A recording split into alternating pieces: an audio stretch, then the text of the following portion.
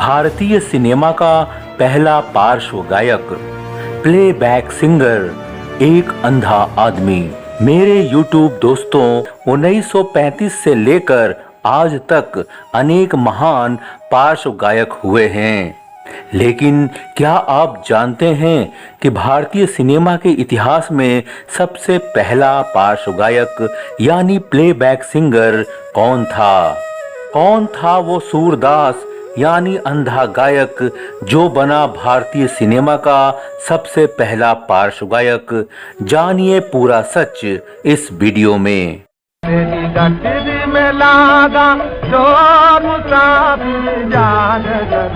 खूब गाता है।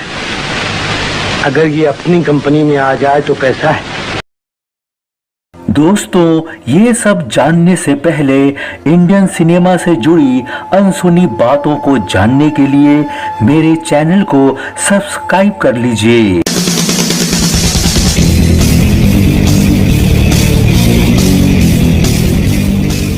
दोस्तों, साल 1931 में बनी भारतीय सिनेमा की पहली बोलती गाती फिल्म आलम आरा से लेकर 1935 तक जितनी भी फिल्में बनी, उन फिल्मों के गाने शूटिंग के समय ही सेट पर लाइव रिकॉर्ड किए जाते थे, क्योंकि उस दौर में प्लेबैक सिंगिंग और प्लेबैक रिकॉर्डिंग सिस्टम की व्यवस्था नहीं थी।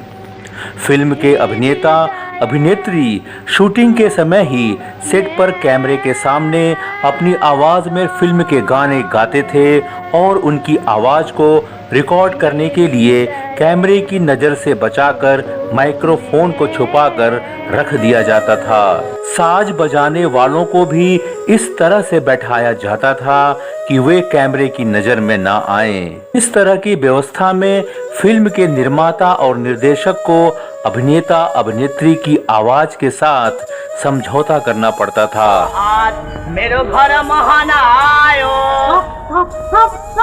लेकिन आज से लगभग 88 साल पहले कलकत्ता यानी कोलकाता में वीएन सरकार द्वारा स्थापित फिल्म कंपनी न्यू थिएटर में काम करने वाले नितिन बोस ने भारतीय सिनेमा के इतिहास में पहली बार फिल्मों में प्लेबैक सिंगिंग की कल्पना की। दोस्तों, फिल्म कंपनी न्यू थिएटर से जुड़े नितिन बोस बांग्ला और हिंदी सिनेमा दोनों में समान रूप से famous director, cameraman, script writer थे। ये न्यू थिएटर के चीफ टेक्नीशियन भी थे। फिल्म में प्लेबैक सिंगिंग का ख्याल नितिन बोस के मन में कैसे आया, इसके पीछे बड़ी रोचक कहानी है। एक दिन नितिन बोस अपने मित्र और न्यू थिएटर में संगीतकार के रूप में काम करने वाले पंकज मलिक से मिलने उनके घर गए। पंकज मलिक बाथरूम में नहा रहे थे और रेडियो में बज रहे एक गाने के साथ साथ वे भी उस गाने में स्वर से स्वर मिलाकर गा रहे थे। यह दृश्य देखकर ही नितिन बोस के दिमाग में फिल्म निर्माण से जुड़े एक नई तकनीक का खाका तैयार हो गया। अपनी इस कल्पना को साकार रूप देने के लिए नितिन बोस ने न्यू थिएटर के संगीत विभाग से जुड़े विख्यात संगीत निर्देशक रायचंद बोराल, संगीतकार, गायक, अभिनेता पंकज मलिक और साउंड इंजीनियर मुकुल बोस, जो नितिन बोस के भाई थे, के साथ मिलकर कई मीटिंग की। इन मीटिंग्स में नितिन बोस ने कहा, क्यों ना हम कुछ नया प्रयोग करें, गाने को पहले ही रिकॉर्ड करें। इससे हमारे पास ऑप्शन होगा कि हम किसी सुरीले ट्रेंड गायक गायिका की आवाज में गाना रिकॉर्ड कर लेंगे और बाद में शूटिंग के समय फिल्म में एक्टिंग करने वाला अभिनेता उस गाने की रिकॉर्डिंग को सुनकर उसके अनुसार अपने होठ हिलाते हुए अभिनय करेगा और हम गाने को पिक्चराइज कर लेंगे। इससे हमें बेसुरे अभिनेताओं अभिनेत्रियों की आवाज के साथ समझौता नहीं करना पड़ेगा और हम फिल्म को और अधिक रोचक बना सकते हैं। दोस्तों, सभी लोगों की सहमति से नितिन बोस ने प्लेबैक सिंगिंग सिस्टम से प्लेबैक रिकॉर्डिंग का पहला प्रयोग करते हुए महिला गायक पारुल घोष, सुप्रभा सरकार और मिस हरिमती से एक गाना रिकॉर्ड कराया। प्लेबैक रिकॉर्डिंग का यह पहला प्रयोग सफल हो गया। दोस्तों, प्लेबैक सिंगिंग के इस सफल प्रयोग के बाद नितिन बोस ने 1935 में फिल्म कंपनी न्यू थिएटर के बैनर तले black and white Bangla film भाग्य चक्र का निर्माण किया। फिल्म भाग्य चक्र की कहानी पंडित सुदर्शन ने लिखी। इनका असली नाम बद्रीनाथ भट्ट था। फिल्म की स्क्रिप्ट खुद नितिन बोस ने लिखी। वे फिल्म के डायरेक्टर होने के साथ साथ फिल्म के कैमरामैन भी थे। फिल्म भाग्य चक्र के लिए बंगला गाने बानी कुमार उर्फ बैद्यनाथ भट्टाचार्य ने लिखे। इस बंगला फिल्म भाग्य चक्र में नायक दीपक की भूमिका गायक अभिनेता पहाड़ी सान्याल ने और फिल्म की नायिका मीरा की भूमिका उमा शशि ने निभाई। इस फिल्म में अंधे स्टेज कलाकार सूरदास की भूमिका उस दौर के प्रसिद्ध गायक अभिनेता कृष्णचंद्र डे उर्फ केसी डे ने की, जो 13 साल की उम्र से ही पूरी तरह दोनों आंखों से अंधे थे। इन कलाकारों के अलावा विश्वनाथ भादुड़ी, दुर्गादास बनर्जी, देवबाला, इंदु मुखर्जी, अहि सन्याल आदि कलाकारों ने भी काम किया। दोस्तों, इस बंगला फिल्म भाग्य चक्र की शूटिंग जब शुरू हुई तब फिल्म के गीतों को शूटिंग के समय लाइव रिकॉर्ड करने के बजाय, जैसा कि पहले से होता चला आ रहा था, की जगह नितिन बोस ने फिल्म के संगीतकार रायचंद बोराल, पंकज मलिक और साउंड इंजीनियर मुकुल बोस की सहायता से मोनो साउंड में फिल्म के बांग्ला गीतों की प्लेबैक रिकॉर्डिंग की।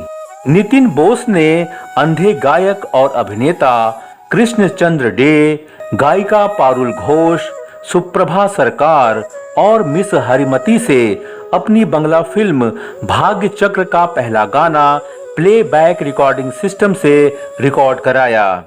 दोस्तों, यह गाना था मोरा पुलक जाची तबो सुख ना मानी। दोस्तों, बंगला फिल्म भाग्य चक्र में यह गाना स्टेज पर गाया जाना था और यह गाना बहुत लंबा था। इस गाने की शुरू की लाइनें गायिका पारुल घोष, सुप्रभा सरकार और मिस हरिमती ने अपनी आवाज में रिकॉर्ड कराया। बाद की लाइनों को कृष्णचंद्र डे ने अपनी आवाज में गाया और रिकॉर्ड किया। इस फिल्म के बाकी सब गानों की कृष्णचंद्र डे, अभिनेता पहाड़ी सान्याल और अभिनेत्री उमा शशि ने अपनी अपनी आवाज में प्लेबैक सिंगिंग सिस्टम से प्लेबैक रिकॉर्डिंग की। दोस्तों, इस तरह भारतीय सिनेमा में पहली बार प्लेबैक सिंगिंग सिस्टम की शुरुआत नितिन बोस ने 1935 में अपनी बंगला फिल्म भाग्य चक्र में किया। फिल्म भाग्य चक्र में पहली बार प्लेबैक सिंगिंग करने के कारण अंधे गायक और अभिनेता कृष्णचंद्र डे भारतीय सिनेमा के पहले प्लेबैक सिंगर यानी पार्श्व गायक बन गए। कृष्णचंद्र डे के साथ ही साथ गायिका पारुल घोष, सुप्रभा सरकार और मिस हरिमती का नाम भी पहले प्लेबैक गाने के साथ जुड़ गया। दोस्तों, अब जानते हैं कि भारतीय सिनेमा के इतिहास में पहली हिंदी फिल्म कौन सी थी जिसमें पहली बार प्लेबैक सिंगिंग सिस्टम की शुरुआत हुई। भारतीय हिंदी फिल्म का पहला पार्श्व गायक यानी प्लेबैक सिंगर कौन था? दोस्तों, नितिन बोस ने 1935 में ही न्यू थिएटर के बैनर तले अपनी बंगला फिल्म भाग्य चक्र की रीमेक बनाई और उस फिल्म का नाम रखा धूप छांव। फिल्म की कहानी पंडित सुदर्शन की ही थी और स्क्रीन प्ले, फोटोग्राफी और डायरेक्शन नितिन बोस ने ही किया। फिल्म धूप छांव के लिए पंडित सुदर्शन ने हिंदी में 10 गाने लिखे। इस फिल्म में ज्यादातर उन्हीं कलाकारों ने अभिनय किया जिन्होंने बंगला फिल्म भाग्य चक्र में काम किया था। फिल्म भाग्य चक्र की ही तरह अंधे गायक और अभिनेता कृष्णचंद्र डे ने फिल्म धूप छांव में भी स्टेज गायक सूरदास की भूमिका अदा की। फिल्म निर्देशक नितिन बोस ने अपने सहयोगियों संगीतकार रायचंद बोराल, पंकज मलिक और साउंड इंजीनियर मुकुल बोस की सहायता से अपनी हिंदी फिल्म धूप छांव के लिए पहला हिंदी गाना प्लेबैक सिंगिंग सिस्टम से रिकॉर्ड कराया। गाने के बोल थे, मैं खुश होना चाहूँ, खुश हो न सकूं, जब तक है तेरा चेहरा उदास। दोस्तों, यह गाना काफी लंबा था और फिल्म में एक स्टेज शो के दौरान नृत्य मंडली और गायक अभिनेता सूरदास कृष्णचंद्र डे पर फिल्माया जाना था। दोस्तों, प्लेबैक सिंगिंग सिस्टम पर प्लेबैक सिंगिंग करते हुए गाने की शुरू की लाइनों को गायिका पारुल घोष, सुप्रभा सरकार और मिस हरिमती ने अपनी आवाज में रिकॉर्ड कराया।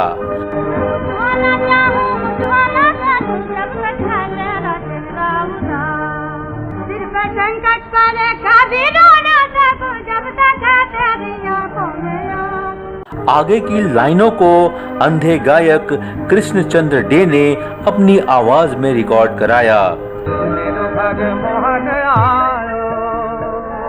जन्म जन्म के संकट तारे, जन्म जन्म के संकट तारे। इस गाने को रायचंद बोराल और पंकज मलिक ने मिलकर संगीत दिया था।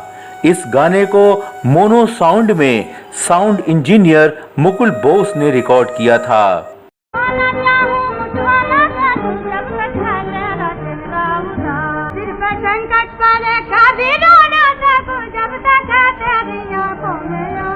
मेरो घर मोहन आयो, मेरो घर मोहन आयो। दोस्तों, इस तरह भारतीय सिनेमा के इतिहास में प्लेबैक सिंगिंग सिस्टम की परंपरा की शुरुआत नितिन बोस ने अपनी बंगला फिल्म भाग्य चक्र और हिंदी फिल्म धूप छांव से की।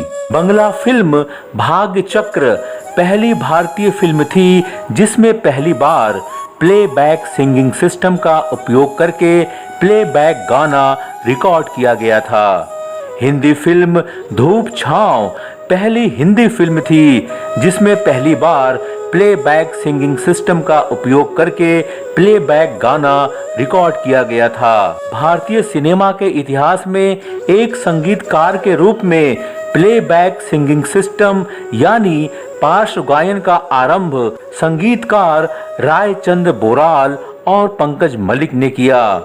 भारतीय सिनेमा में पहली बार प्लेबैक सिंगिंग सिस्टम से प्लेबैक गाने की recording sound engineer Mukul Bose ने की।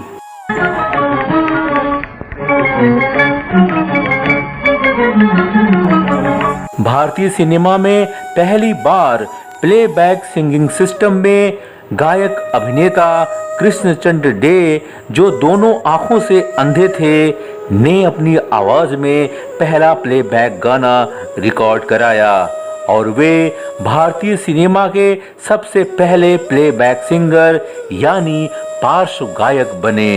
सूरदास जी, मेरे कहने का मतलब ये है कि तुम में कला है, कलाकार बनो।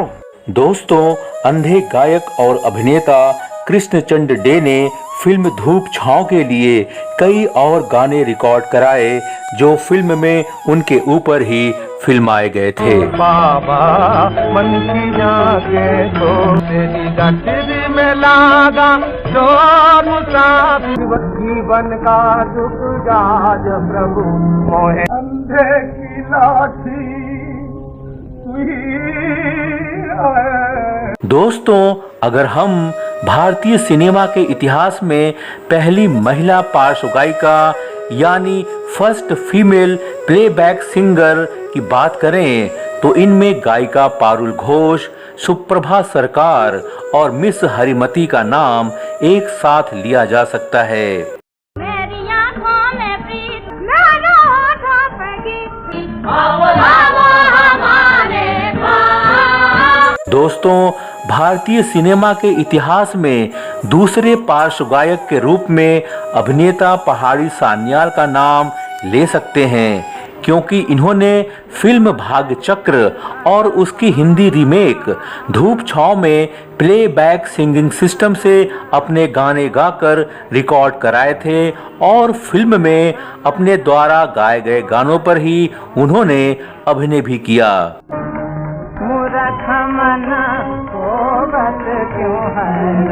दोस्तों, इसी तरह भारतीय सिनेमा के इतिहास में दूसरी महिला पार्श्व गायिका यानी सेकेंड फीमेल प्लेबैक सिंगर के रूप में अभिनेत्री उमा शशि का नाम लिया जा सकता है, क्योंकि उमा शशि ने भी फिल्म भाग्य चक्र और धूप छांव के लिए गाने रिकॉर्ड कराए थे। प्रेम कहानी तेरी सुनता सुहावे।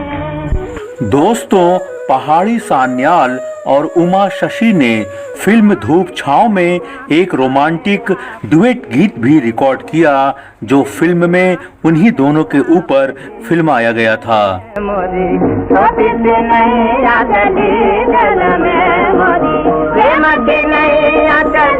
यह गीत भारतीय सिनेमा के इतिहास में प्लेबैक टेक्निक से रिकॉर्ड किया गया पहला रोमांटिक डुएट गीत था। दोस्तों, भारतीय सिनेमा के इतिहास में पहले पार्श्व गायक यानी प्लेबैक सिंगर कृष्णचंद्र डे, केसी डे गायक अभिनेता होने के साथ साथ बंगाली संगीतकार, संगीत निर्देशक और संगीत टीचर थे। इनका जन्म 24 अगस्त 1893 को कलकत्ता, आज के कोलकाता में हुआ था। 1906 में 13 वर्ष की उम्र में पतंग उड़ाते समय दुर्भाग्यवश आंखों की रोशनी चली गई और ये दोनों आंखों से पूरी तरह अंधे हो गए। आंखों की रोशनी चले जाने के बाद संगीत के प्रति इनका प्रेम बढ़ा और इन्होंने उस्ताद मोहम्मद दबीर खां से संगीत सीखा। ये अपनी कीर्तन गायकी से कोलकाता में काफी लोकप्रिय हो गए और अंध कवि के नाम से जाने जाने लगे। कोलकाता के कई रईस परिवार उन्हें कीर्तन गाने के लिए अपने यहाँ बुलाते थे और पैसे दिया करते थे। ये फिर कोलकाता की फिल्म कंपनी न्यू थिएटर में काम करने लगे। कृष्णचंद्र डे ने 1932 में बंगला फिल्म चंडीदास से फिल्मों में गायन और अभिनय की शुरुआत की और 1954 तक काम करते रहे।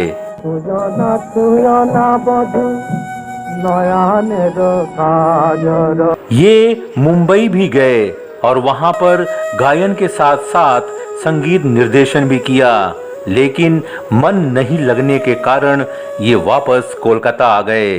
दोस्तों, कृष्णचंद्र डे ने बंगाली, हिंदी, उर्दू, गुजराती आदि भाषा में लगभग 600 गाने रिकॉर्ड किए। इन्होंने 8 मुस्लिम भक्ति गीत भी रिकॉर्ड किए थे।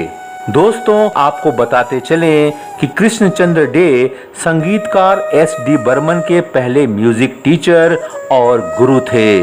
दोस्तों, भारतीय सिनेमा के प्रसिद्ध गायक मन्ना डे कृष्णचंद्र डे के भतीजे थे। इनकी ही प्रेरणा से मन्ना डे संगीत क्षेत्र में आए। 28 नवंबर 1962 को कोलकाता में इस महान अंधे गायक, संगीतकार, अभिनेता और भारतीय सिनेमा के पहले पार्श्व गायक कृष्णचंद्र डे का सुर सदा के लिए शांत हो गया। मेरो घर मोहन आयो, आओ हमारे पास, आओ हमारे। दोस्तों, वीडियो के अंत में एक महत्वपूर्ण बात आपको बताते चलें कि यूं तो भारतीय सिनेमा के इतिहास में पार्श्व गायन यानी प्लेबैक सिंगिंग की शुरुआत करने वाले पहले संगीतकार रायचंद बोराल थे। इनको भारतीय फिल्म संगीत का पितामह कहा जाता है, पर इन्होंने प्लेबैक सिस्टम से प्लेबैक रिकॉर्डिंग करने में फिल्म के अभिनेताओं अभिनेत्रियों से ही स्टूडियो में गाना गवाया और गाने को रिकॉर्ड करने की परंपरा शुरू की। जैसे कृष्णचंद्र डे, पहाड़ी सान्याल, उमा शशि आदि सभी फिल्म के कलाकार थे। सही मायनों में पार्श्व गायन यानी प्लेबैक सिंगिंग की शुरुआत फिल्म कंपनी बॉम्बे टॉकीज में एक संगीतकार के रूप में काम करने वाली महिला संगीतकार सरस्वती देवी ने 1935 में फिल्म जवानी की हवा से की थी। दोस्तों, फिल्म जवानी की हवा में देविका रानी, नजमुल हुसैन के साथ साथ सरस्वती देवी की बहन चंद्रप्रभा भी काम कर रही थी। इस फिल्म में उनका एक गाना था, पर शूटिंग के समय चंद्रप्रभा का गला खराब हो गया और शूटिंग के समय सेट पर गाने की लाइव रिकॉर्डिंग नहीं हो पा रही थी। बॉम्बे टॉकीज के मालिक और देविका रानी के पति हिमांशु राय के कहने पर सरस्वती देवी ने कैमरे की नज़र से बचते हुए पर्दे के पीछे खड़े होकर अपनी आवाज़ में वह गाना लाइव रिकॉर्ड किया और कैमरे के सामने उनकी बहन चंद्रप्रभा ने केवल अपने होठ हिलाए। दोस्तों, इस तरह संगीतकार सरस्वती देवी ने सही मायनों में यानी सही अर्थों में किसी दूसरे अभिनेता या अभिनेत्री के लिए पार्श्व गायन की परंपरा की शुरुआत की। दोस्तों, ये सारी बातें सरस्वती देवी ने अपने एक इंटरव्यू में साझा की थीं।